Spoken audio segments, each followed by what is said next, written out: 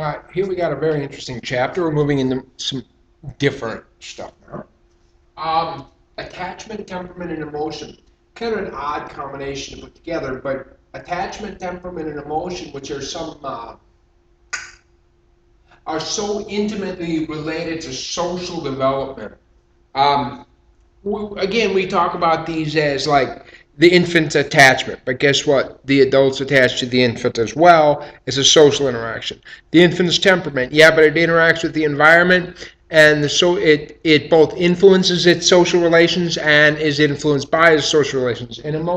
Come on, all right. So clearly, these three components are all related to social development. All right. Come on. Yeah, that's really cool. Okay, let's just go there. There it is. Ha. Attachment is, by definition, an emotional tie to a specific person or persons that endures across time and distance. It is a two-way street. Infants become attached to caregivers, and caregivers become attached to infants. It's not the same as love. It's literally biologically triggered. Perhaps you've seen some images somewhere, Conrad Lorenz and the imprinting of the little ducks. You know, when a baby duck is born, there's this critical window here where during this time period, the moving object that a baby duck sees, they become imprinted on it like, mama. And then they follow that thing to the death, right? They just follow that mama no matter where that mama goes. And Conrad Lorenz showed that mama though usually is mama, occasionally is something like pig. You know, duck hatches, duck is sitting there, mom's out getting a drink, the pig walks by, and the baby duck goes, mama! And follows that pig, you know? Yeah, cool. Now, humans aren't quite so rigid about it, but it's a very similar concept to that, okay? That this thing that we follow, because just like with a duck, it goes like this. The reason that a duck imprints like this on its mother is because moms know more than babies. That's a fact, right? And so a smart baby, or dare I say, a baby who's then programmed by evolutionary selective pressure to follow mom is more likely to survive because mom knows you don't go by the hungry dog, takes the baby duck someplace else, all right? And the baby, meanwhile, learns about hungry dogs by watching what mom just did. Okay, smart stuff. Infants can become attached to anybody that provides significant care, not just mom and dad, but could be daycare providers or anything. Similar to the concept of imprinting, in particular, in that it has a survival value. According to John Bowlby, attachment emerges from a system of traits and behaviors that evolved over time to increase chances of infant survival. Human infants cannot survive on their own. No, they can't even get a job, right? Attachment behaviors evolve because they increase the chances that infants will survive. That makes sense. Infants use smiling, crying, and stuff to bring an adult closer to take care of me. Emotional bond increases the attention paid to the infant and the quality of the care provided. Later on, the attachment figure provides what we're going to describe this coming up, a secure base, so that an infant has someplace safe to go to when it's exploring the world. As long as I can see mom, I'm good to go. Okay? It is fortunate for their survival that babies are so designed by nature that they beguile and enslave mothers. Oh, man, moms, you didn't know about that. As adults, we are naturally attracted to baby-like features. Honest to God, here's my puppy, man. This dog is stupid. He's a Shih Tzu. And Shih Tzus got no talents at all. They can't retrieve, they can't fetch, they can't do shit. But what happens is they were genetically bred to have baby-like features forever. So it's like they have wide eyes or a big head compared to the rest of the body and stuff. So they've been genetically modified or selectively bred, more specifically, to have baby-like features forever, and therefore this dog is so. And he's like 4 years old now, and he shits on the floor. He's got these features. Can't help it. Or here, this is Mickey Mouse. Check it out. Here's Mickey Mouse, like a rat-like face. But Mickey Mouse was made much cuter over the years. This is when Mickey was first drawn in the 20s and 30s. This was up into the 80s. And you see his eyes are much larger. The size of his, I don't know how an artist does it. But when human beings see these baby-like features, it triggers areas in their brain. It activates areas in their brain related to pleasure centers. The same basic centers that are active when you eat yummy food or something like that are the same ones active when we see these babies. Infants, on the other hand, are also born ready for attachment. Very shortly after birth, an infant prefers the smell of the mother's breast pad as opposed to another. They prefer to hear their mom's voice as opposed to another. So clearly, both the adults and the babies are born ready for attachment. This is just biologically programmed into us. Bowlby says infants develop attachment in 4 stages. Orientation without discrimination, where infants respond to anybody that's around. Orientation with discrimination. They have a preference for the primary caregivers. Okay. Safe-based attachment. And it's about here that we start to see these separation anxiety problems. Before this point, that usually don't have too much separation anxiety. Infants and toddlers actively seek to be near their favorite caregivers. They follow and cling to them and use them as a safe base. They explore the environment. As long as I can see mom. I've seen some really neat videos where, as long as the kid has one hand on mom's leg, man, that kid will go out and play and explore and everything. And then finally, goal-directed partnerships. Children begin to understand the feelings and motivations of their caregivers, and they understand that relationships are two-directional. Yeah, that's good, two-directional. That's important. Okay. Harlow did a study. This is Harry Harlow's study with infant monkeys. He put these infant monkeys in a situation, because this is a time when behavioral theories were dominating, and he put these infant monkeys in with 2 different mothers. One mother was a soft mother with like a washcloth, terry cloth mother, and one mother was a wire mother, but it had food. According to basic behavioral research, the attachment should be coming from the rewards and punishments. And in fact, it is this mother that's providing the reinforcement. And so the behaviorist felt that this monkey should attach to this mother. But we can see exactly what this infant did, right? It attached quite strongly here to this mother here, not this one. Even though it was the food, it was the comfort. And so we find this concept of contact comfort, a comfortable feeling an infant gets when they cling to a soft attachment figure. Here's a little short video. I wonder if it's going to pop out. Take a peek here. Now in this experiment, this is the apparatus we use. Look at this dude, man. Look at this frightening robot. This robot will freak you out, man. That's just the way the baby monkey feels now. So now they're going to bring this and put this in front of a baby monkey. What's the baby monkey going to do? I want to build one of those. So now watch what they're going to do. They're going to move it over. Here's a little baby monkey. See, the monkey's got a soft mom. A soft mother that does not provide food, and a wire mother that does provide food. So now they're going to take this thing up to the baby monkey. The poor little monkey. Are you ready for this? Holy shit! He goes straight for the soft mother.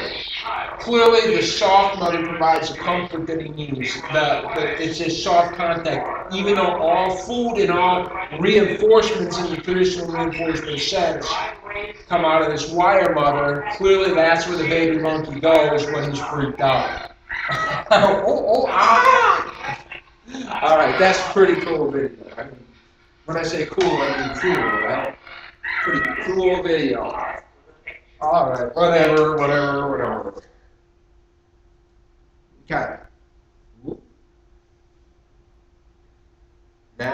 to figure out what I'm doing. There it is. All right. Based on all of this stuff, Ainsworth continued to research attachment. And infants demonstrated attachment by seeking proximity to attachment figure as a safe base, showing distress when separated and clinging when reunited. Marian Ainsworth created this thing called the strange situation procedure. She took 8 scripted episodes between infants and caregivers, and she wanted to see how they responded. Okay? And so here's the basic, without, you can read all of the details.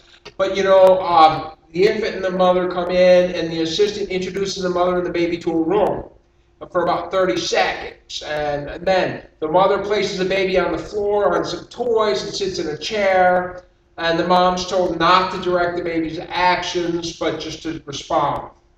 Then an unfamiliar woman walks into the room and enters and talks to the mom and approaches the baby. And then mom leaves the room, and so they want to see how the babies react in these different situations. Ultimately, this is pretty stressful, right? Mom leaves the room, leaving the baby with the stranger. Ooh, that's freaky, man. Mother leaves again. Mom says bye-bye and leaves the infant alone in the room. This is just cruel. So how are the kids going to behave? How are they going to respond? Okay. As a general rule, infants tend to situate themselves so that they maintain visual contact with mom. Most infants show signs of stranger anxiety when the new woman comes in. Separation anxiety when they get a little bit older. They whine and show distress. But what Marian Ainsworth found was not all babies do these things. That the behaviors that the infants exhibited tended to cluster into certain patterns. And the patterns involve different types. That is to say, some infants are what they call securely attached, but some infants show different patterns of insecure attachment. So let's say 15% of infants display this thing called insecure avoidant attachment. They do not use mom as a secure base. They don't show a preference for her. So when mom and a stranger are in the room, they don't really care which one they go to. Insecure resistant. Infant seeks proximity of mom, but isn't really comforted by her, just sort of goes to her because she's supposed to or something. An exaggerated stranger anxiety and clinginess and stuff. But the idea is that these different types of attachment, as we're going to get to later, are going to predict social outcomes. And that's not a big, we could take these attachment things and we can map these into, map them with social development. What's his name? Whatever. And so here are some basic behaviors. Children that are securely attached tend to perform these behaviors. Children that are insecure avoidant attachment tend to show these behaviors, tend to show these. So you can read these. Number one, we see that secure attachment, just by the very nature of the word, secure attachment, insecure, disorganized. There is this underlying implication, good, bad, bad, bad. Okay? We're going to get to this because this is really culturally based stuff. What we call good is not necessarily what everybody else in the world thinks is good. So now, the quality of the parent-child interaction during the first year is key. Sensitive responsiveness, in which caregivers respond quickly and warmly to the baby's signals and adjust their responses to allow the infant to direct some of the interactions, is a characteristic of secure attachments. This is not a surprise, because if we go back to Chapter 1, Social Development, not Piaget, what am I trying to think? Come on, who's social development? See, this is one reason why having an online class is hard. I got nobody to remind me. Social development and the stages are so whatever. Look it up. I don't remember. Silly daddy here. Insecurely attachments have learned caregivers do not respond sensitively. So we find that these social interactions influence attachment, and likewise attachment influences social interactions. High-risk mothers often show, so we find that there are certain characteristics of mothers that sometimes predict what types of attachment will develop with the infants. Okay, so high-risk mothers, like we had said, in particular teen mothers or mothers that are addicted to drugs or something, often end up having an attachment relationship with their infant, which is, okay? Mothers can be helped in this way. Fathers could also be part of the program. Okay.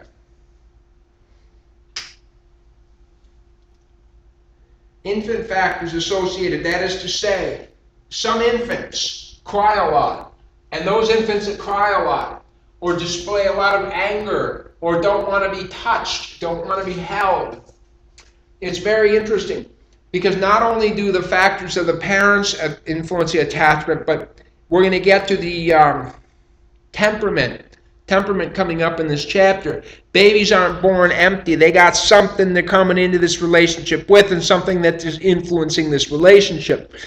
And I can tell you, some babies, they just don't want to be touched. They just don't want to be, and it'd be awfully hard to be a mama, and you've been waiting to be a mom forever, and you get your baby, and the baby doesn't want to be held. The baby's like, ew, don't do that, you know? And I can imagine that would affect the attachment, affect the social relationship in major ways, which would then affect attachment, okay? Children with special needs often show insecure, disorganized attachment. And again, partly this is because of the behaviors that these special needs children tend to demonstrate, but also, this is completely politically incorrect to say, but again, mom has been waiting for this baby forever, and this baby comes out, and then mom's like, oh shit, I don't know, and so mom's all torn because she knows she's supposed to love this thing, but at the same time, she's so distressed by it that she doesn't know what to do, and so her social interactions are not normal. Special needs children, yeah. There's some international differences. I want to show this one. That is to say, here in the United States, over 60% of children display secure attachment, about 25% display avoidant attachment, and about, 18%, 15% or whatever, display anxious ambivalent attachment. But if you go to different parts of the world, even Germany, which is a Western nation, we find the most frequent attachment style is avoidant attachment. We find in Israel the most frequent attachment style is anxious and ambivalent.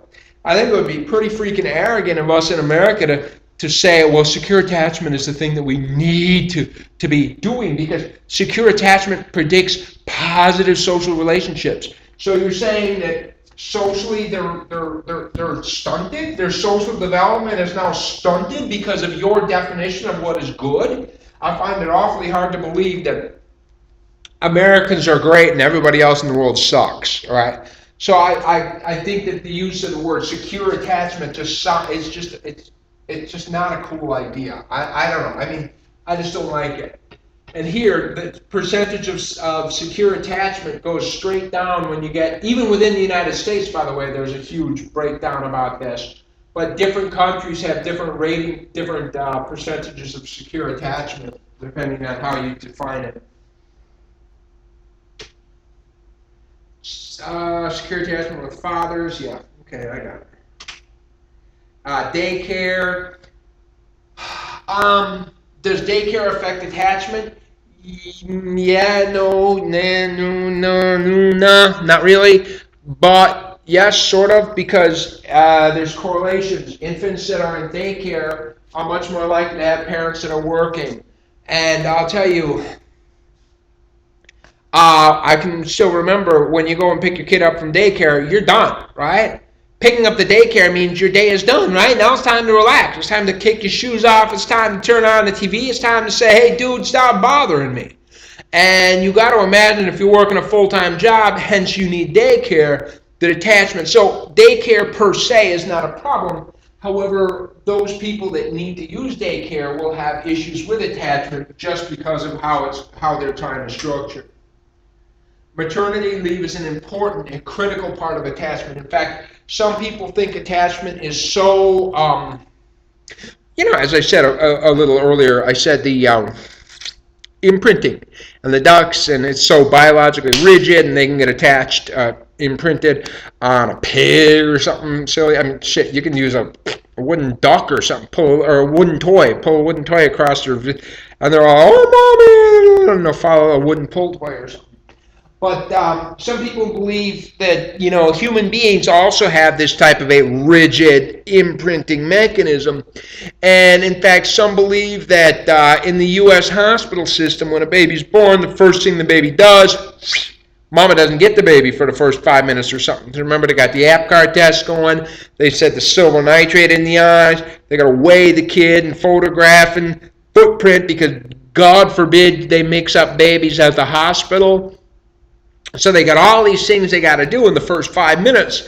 And some people believe it is those first 5 minutes that are so critical to the attachment of the infant and the mother. And a lot of people firmly believe that in that 5 minutes, that's when the babies need to be with their moms. Well, let's take it out further. Let's say maybe the first 5 minutes, but let's say the first month is the most important. The first 2 months, of course, they're all important there. We find that different countries have different maternity leave systems in place. And with all of this, the United States is at the bottom of the list. 12 weeks parental leave unpaid. That's it. That's what U.S. law provides for. Okay? Some countries, look at this. In Poland, you get 4 months off at full wage, at full pay, and then 24 months off at a flat rate, like a stipend or something. This is just crazy. 6 months maternity leave at 100% pay. 42 weeks parental leave. That's parent. That's both mom and dad. So you get 3/4 of a year, both parents. Holy schmuck. Guaranteed parental leave until the child is 2 years old, and then you must be given your job back. Oh my goodness, this is great, okay? The U.S. is about the worst.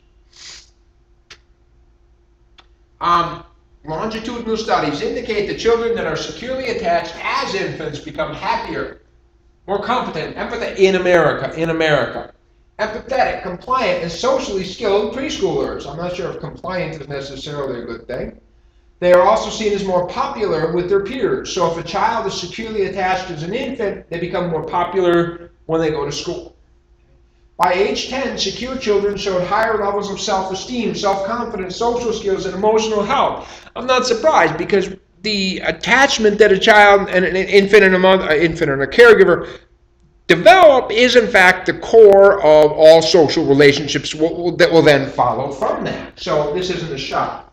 Adolescents who are securely attached infants were often the leaders of their social groups.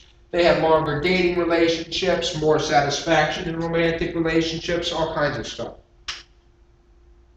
There are alternative ways to measure attachment that aren't quite as popular. The attachment Q-sort, I can remember this one. This one was actually developed by one of my professors from graduate school. It was, what was the dude's name? He was the ultimate absent-minded professor. It was,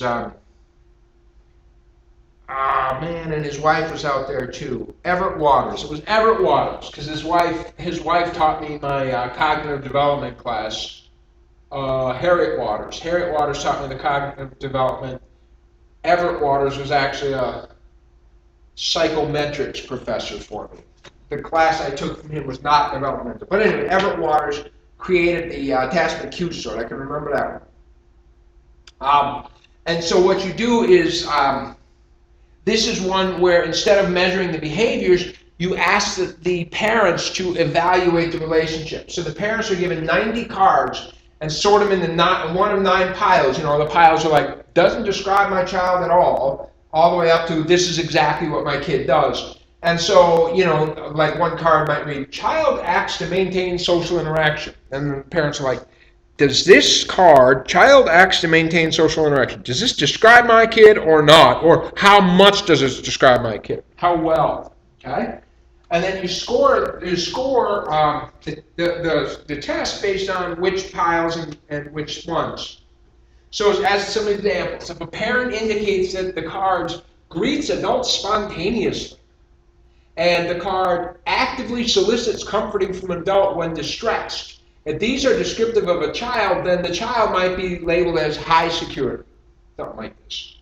If a parent indicates that the cards expects adults will be unresponsive and does not solicit or enjoy affectionate physical contact with adult, if these describe their kid, then the kid might be labeled low security or something like that. And so this attachment Q sort assesses the child's security, dependency, sociability, and social desirability. Okay? Obviously biased, however, since it is done by the parents, and a parent is by far a very biased observer. The AAI, this is different. I mean, I am not familiar with this. I can tell you it's kind of interesting. It's an evaluation of the attachment between the adult parent and their parent. Think grandparent now. And turns out that the attachment and styles of relationship between the parent and the grandparent level are very predictive of the relationship between this parent and this infant level. So this notion of attachment runs in families and crosses generations. Okay? So parenting styles seem to pass down from generation to generation. Temperament. All right. Here's my thought on temperament, my beliefs on temperament. To me, temperament is, it is different. It's, yes, the experts are going to say it's different. But temperament is the basis, the nature side of personality. And then, he's like, what is personality? Is personality the result of nature or nurture? Well, duh, as we keep saying, everything is nature and nurture combined together. But temperament, in many ways, is the nature side that's going to then feed into that question as what is temperament, or what is personality. So temperament is the nature side that you're born with, or something like that. So temperament is the infant and child's behavioral style or primary pattern of reacting to the environment. Every parent that has had more than one kid knows every kid is totally different, okay? Some kids are outgoing, some are shy, some are clingy, and there's some biological structures here because it runs in families to some degrees, but yet still some are difficult children, some don't want to be touched, some want to cuddle, all kinds of different things, okay? 9 different temperament dimensions were used that cluster into 3 different types of temperament. Blah. Here's dare I say, the behaviors that children could demonstrate. Activity levels could be different. Rhythmicity, that is how much they need a regular pattern in their schedule. Approach or withdrawal, how much they go to new stimuli and stuff. And so these behaviors or something in some way or another are the different ways that temperament might express itself. Using this, these researchers have sort of created, again, this is sort of like every child is unique on those 9 different things. Each child is, remember that whole concept of a continuum, right? Each child is, let's say, rhythmicity. Some kids are like, dude, if you do not give me my dinner at 6, I am just going to freak out. And some kids are like, whatever. I remember my son was a lot more rhythmic. I don't know what would be the word for that. He was okay with going different places and stuff, but my daughter, she didn't care. She could fall asleep in the car, she could fall asleep in the laundry room. It doesn't matter where she was sleeping. It didn't matter where we went. Our lives were all disrupted, and we move in new houses and apartments, and she just didn't care. Right? My son, more so. So it's a matter of degree, right? It's a matter of degree on 9 different things, and therefore each kid is unique and has their own little temperament fingerprint, whatever that might be. Okay?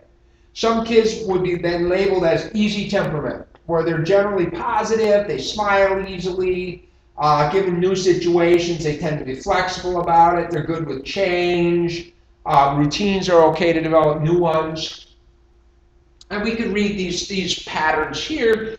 Suffice it to say, what these researchers have done is taken, as I said, 9 different dimensions, all of them on a continuum, and said, well, if children tend to have this basic pattern, we're going to put this name on them.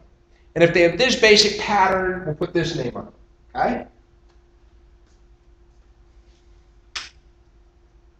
There tends to be some pretty high heritability estimates for variables related to temperament.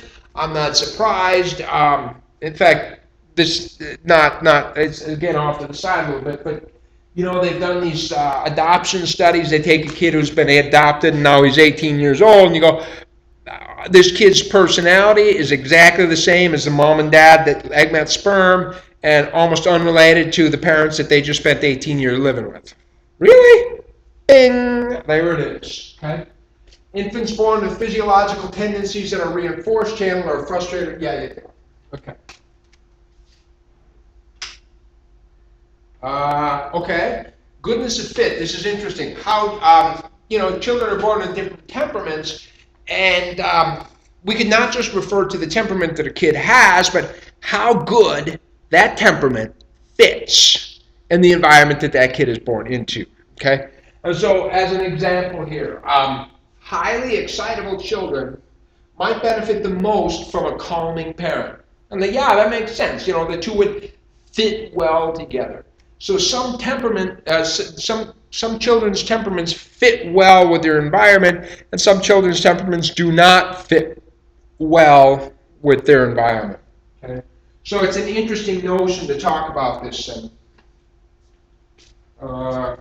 way the temperament is expressed can change. It might not appear stable across time, but that's simply because environmental factors change across time. I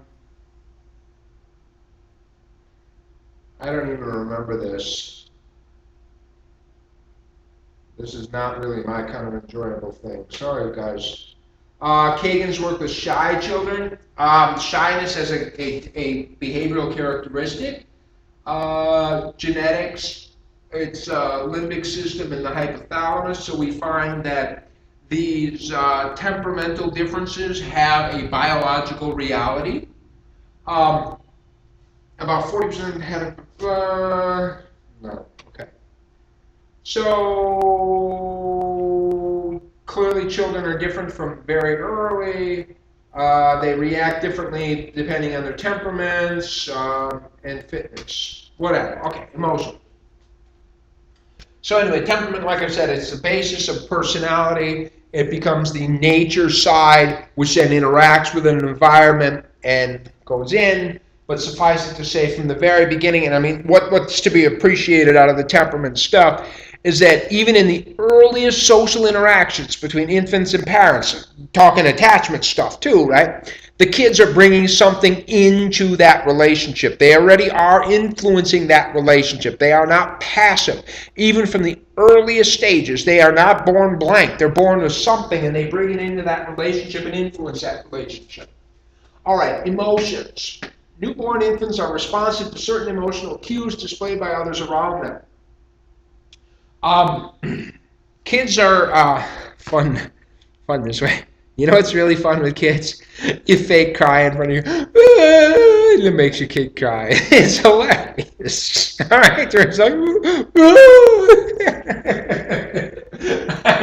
when you're a new father, you'll know. All right. Emotion contagion, though.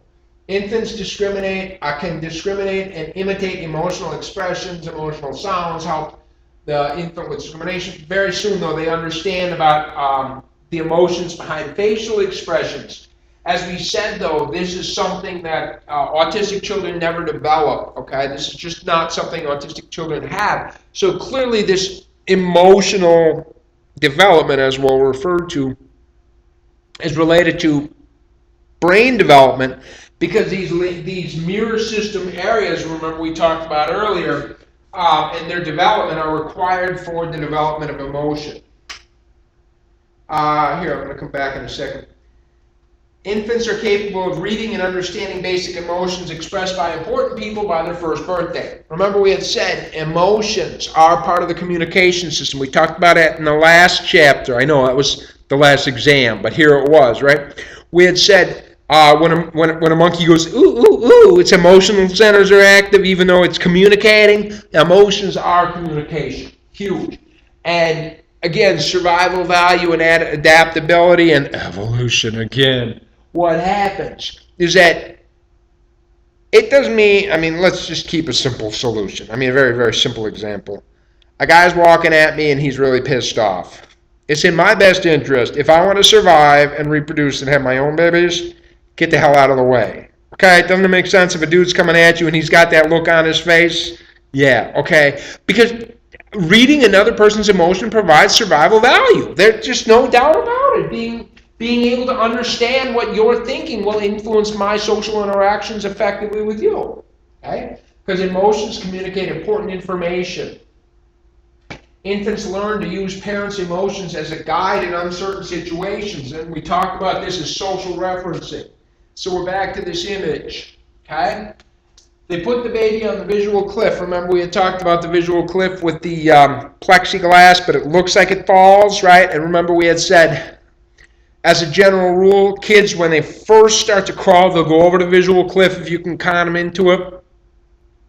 But after about 3 or 4 days, they're like, no, I ain't doing it. So now you put them in this visual cliff situation, and mom sits on the other side. And if mom is sitting on the other side and mom goes, oh no, oh don't come here, baby. None. 0 babies will cross the cliff. If they express anger, a couple of kids go across. Weird kids. Sadness, interest, or particular joy. If the moms are over there going, oh, good job, why don't you come here? Or, oh, that's so interesting, why don't you? And so if you express these things, look, the kids go across the visual cliff. If the mom show, clearly this is what social referencing is about. The kid gets to the end of that visual cliff and he's like, dude, what am I supposed to do? Right? That's what social referencing is. What am I supposed to do, Mom? What is this a good thing or is this a bad thing? Mom's behaviors, mom's emotions rather, are communicating to this infant acceptable behaviors in this ambivalent situation. After the first year, self-conscious emotions begin to emerge, such as shame. Clearly, these self-conscious emotions are strongly related to Freud. Freud. Every time I say Freud, I feel ill. To Freud's concept of the development of the superego, right? Shame is a clear component. Related to people's thoughts about themselves, how their thoughts and behaviors relate to their image of who they are and who they should be. Feelings of guilt or embarrassment. Children eventually learn that emotions represent their own reactions to situations and that their reactions can be different from other people. Eventually they begin to learn to regulate their own emotions and read the emotions of others. Yeah, emotional regulation is important. Clearly this is where it's horrible, but I was teaching Sunday school last week, and I was 2 boys, they started to fight. One was particularly big for his age, and one was particularly small for his age. And in fact, the smaller boy was in fact the older boy. And I had to take them both aside separately, and I told the bigger boy, yeah, you got to be careful as a big kid. Something that other kids would do and it might just slide, you're going to get the label bully. Somebody's going to look at that and say you're a bully, even if you're doing nothing more than what another kid would do. Because you're significantly larger than these other kids, that behavior will lead to that label and those problems very quickly. Meanwhile, the little one, he was crying a lot. Now, he wasn't crying because he was hurt, because it was 30 minutes later. He was crying because he didn't think it was fair, basically. He didn't think, whatever, because I made him shake hands, and apparently he didn't want to shake the kid's hand. And so whatever, he's crying later on, and I had to take him aside and talk to him a little bit, and it was all about this emotional regulation. And I had to say, and it's not politically correct, but I talked to this kid and I said, I understand your frustration. I do. I can get how it's not there, but you, especially because you're a small boy, you better be careful because the other kids are going to label you as a baby. They're going to see you and they're going to call you a baby, and that's what they're going to think about you everywhere. And this kid, you know what? He did. He did good. I was impressed. He snuffled it up, man. And he goes, you know what? You're right, okay? And he sucked it up and he said, I'm done, all right? I'm done crying. And so that's what this emotional regulation of emotions is about, is knowing when you can express and when you can't express, right? You gotta, whatever, you gotta do what you gotta do. It's the world we have to live in. Children who learn positive emotional skills from their parents seem to have more success making friends. Yeah, you know, it's interesting. We do learn this from our parents very strongly. In my family, we were up in Wisconsin. There, you don't express emotions. You just don't. It's not to say we don't have emotions. You just don't express them. My grandfather, I never saw him smile. I think once I cracked a poop joke once and made him smile. All right, that was it. Never, except for that one poop joke, did I ever see him smile. And that was in many ways my male role model growing up, was this guy that never smiled. What's up with that? Okay? So he was the ultimate in emotional regulation, and that's what was taught to me. And then when you get to marriage, you of course find that your future spouse is like, you're an unfeeling cold bastard. And I'm like, okay, dude, blame my grandpa, okay? You got a problem, you just go back to grandpa. He'll take care of it for you. Depression. I really don't want to spend a lot of time on this, and boy, your book does a little here, but depression in recent years, as in all mental disorders, has been more and more and more diagnosed. Is it a thing because kids are having more and more problems, or is it because we're just talking about it more, recognizing it more, something? Anyway, it refers to a group of symptoms that can include sadness, loss of interest, feelings of worthlessness, sleep problems, changes in appetite and stuff. Clearly, this is something that's not just development. I mean, here it is putting me in because kids have problems with it. They interfere with the kid's ability to have a regular life. Children that are depressed tend to have low self-esteem and harbor negative thoughts about themselves and events around them. I would perhaps say that I would say to you that these are correlations that, for all we know, children that have low self-esteem begin to exhibit symptoms of depression. All right, it's not just a cause and effect kind of a thing.